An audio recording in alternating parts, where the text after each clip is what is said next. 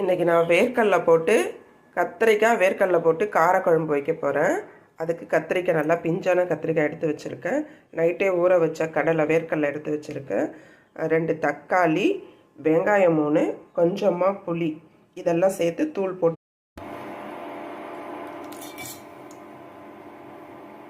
எண்ணெய் 3 ஸ்பூன்,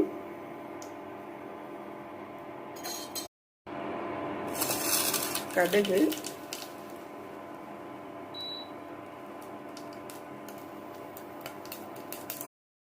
கடுகு பொரிஞ்சு முடிஞ்சதும் வெந்தயம், கருவேப்பிலை, வெங்காயம் நல்லா ப்ரௌனாக வதங்கி முடிஞ்சதுக்கு அப்புறமா தக்காளி போட்டு வெங்காயம் இந்த ஸ்டேஜ் வதங்கி முடிஞ்சதுக்கு அப்புறமா தக்காளி,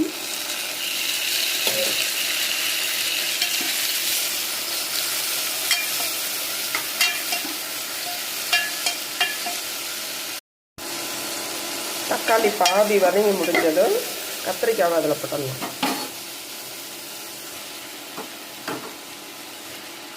அரிஞ்சு அலசி எடுத்து வச்சுருக்கேன்.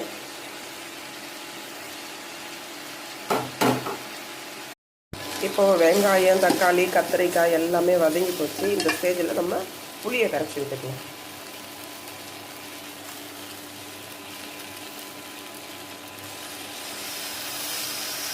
கரைச்சி விட்டதுக்கு அப்புறமா அதில் வந்து ஒரு 3 ஸ்பூன் தூள், குழம்பு தூள், காரத்துக்கு ஏற்ற மாதிரி போட்டுக்கோங்க. நான் வந்து 3 ஸ்பூன் போதும், அதனால் போட்டுட்டேன்.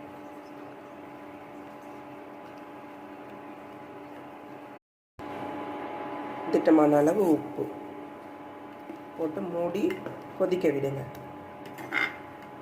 ஒரு 5 நிமிஷம் கொதிச்சதுக்கு அப்புறமா நம்ம அனலை குறைச்சி வச்சுக்கலாம். இப்போ இந்த ஸ்டேஜில் வந்து நம்ம வேர்க்கடலையை போட்டுட்டு நான் கொஞ்சம் தேங்காய் பால் எடுத்து வச்சுருந்தேன். அந்த தேங்காய் பாலையும் விட்டுருக்கேன். இப்போ இது கொஞ்சம் நல்லா கொதிச்சு வரட்டும். கொதிச்சு வந்ததுக்கப்புறம் நம்ம அனலை கம்மி பண்ணிக்கலாம். இப்போ குழம்பு நல்லா கொதிக்க ஆரம்பிச்சிருச்சு. இந்த ஸ்டேஜில் வந்து நம்ம அனலை கம்மி பண்ணிடலாம். 300 வச்சுட்டு டைம் செட் பண்ண போகிறேன். 15 நிமிஷம்.